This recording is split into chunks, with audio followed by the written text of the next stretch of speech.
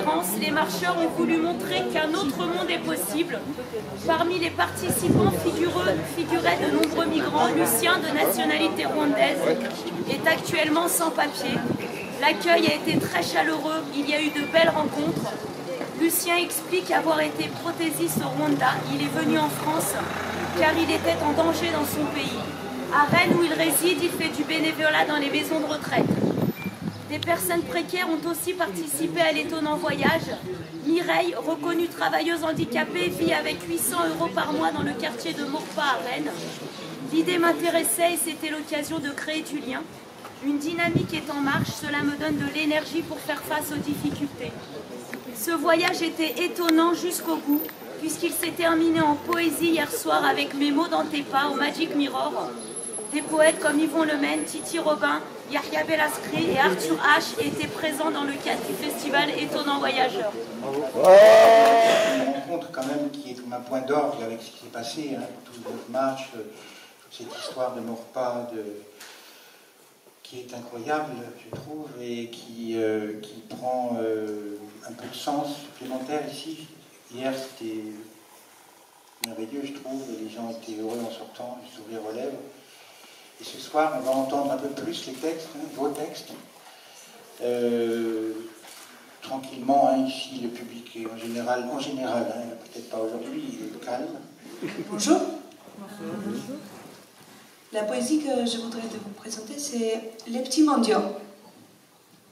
Nuit pluvieuse, marche pieds nus larmes aussi, car personne ne se préoccupe de moi. Maman tendue, froide, gelée, n'a pris rien d'autre que quelques centimes de miséricorde. Oui, aujourd'hui c'est moi. Mais toi, qui es-tu? Toi, que l'argent n'a pas éduqué. Toi, qui as tout et rien. Toi, le bourgeois qui méprise les autres. Toi, le bourgeois qui réduit le pauvre en esclavage. As-tu déjà pensé à cela? Paraît que le pouvoir s'achète. Liberté, si tout ce qui nous reste. Si le scénario se répète, on sera acteur de la paix. Si fou, vos discours sont si fous. Ouais, c'est fou qu'on a fini par s'y faire. Bonjour.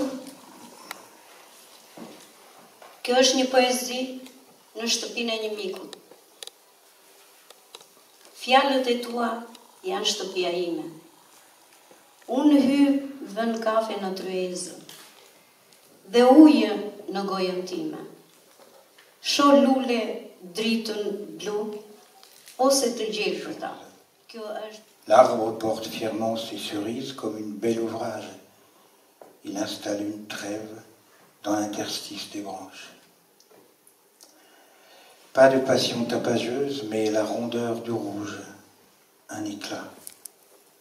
Les fleurs encore lasses d'hiver se sont maquillées depuis peu. Des questions, hein, et je vais demander d'abord à Pascal, hein, qui est près de moi. Comment vous vous êtes rencontrés? Voilà. On s'est rencontrés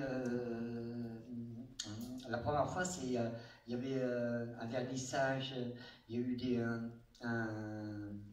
au Blonde, il y avait des gens qui avaient été pris en photo et une prise de son par Gabriel. Je voulais lui sauter Gabriel, et après j'ai rencontré dans un potager Gazim et sa famille, puis tout le monde.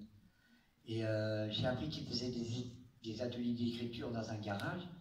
Et ils sont venus à Maurepas, habiter, ils sont venus écrire avec nous, cabinet photo, on a créé des liens. Et comme c'est du son de Maurepas, ils ont pu venir tous les samedis faire des écritures et aussi apprendre à faire du sténopé, parce qu'ils ont appris à faire de la photo sténopé. Voilà, c'est comme ça que je les ai rencontrés, quoi. Alors j'ai travaillé avec Joël et après, on a travaillé ensemble, on a pris des décisions ensemble, et c'est ensemble qu'on prend tout, voilà. Et quand on ne voulait pas que... on nous a demandé pourquoi il n'y avait pas les noms sur les papiers, quoi. Moi, je ne veux pas qu'on soit séparés. Nous sommes un groupe, et voilà, on lit les textes, nous sommes une famille. Voilà, nous sommes une famille, une petite famille de poésie. Voilà, de Maurepas. Parce qu'ils sont de Maurepas pour nous. Ils sont chez nous. Comme nous, nous chez eux. Voilà.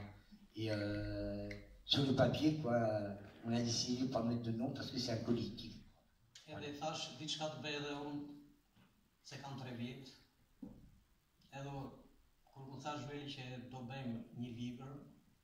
Du coup, je me suis dit que moi aussi je voulais offrir, parce que j'ai vu que ça fait 3 ans que je fais partie de cette association, on se regroupe pour l'immigration.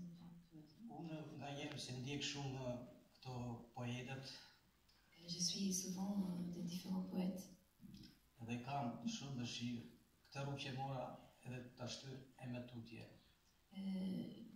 Du coup, je souhaite de pouvoir continuer d'écrire des poèmes. Et quand je suis arrivé en France, j'ai vu que ce soit les migrants et les réfugiés et autres étrangers ou les Français, tous ceux qui sont là pleurent. Et ce n'est pas parce que nous sommes des migrants qu'on a des problèmes de papier, de logement, qu'on pleure. Mais j'ai compris que toute la société pleure. Lucien, tu as écrit on se tait. Oui. Pourquoi on se tait? Oui. J'ai écrit on se tait parce que on voit l'injustice partout, comme mon frère vient de le dire. Et c'est des choses qu'on dénonce. Et je pense que c'est la raison pour laquelle aussi beaucoup de personnes se sont alliées à nous. Ils ont manifesté leur amour en nous accompagnant, en participant avec nous à la marche et en nous soutenant d'une manière ou d'une autre.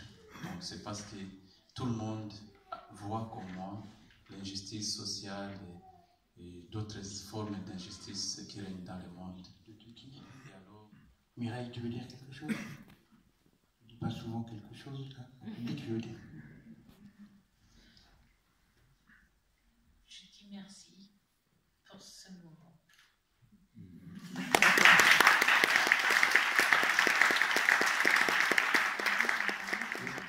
C'est essentiel de dire d'arrêter de se taire.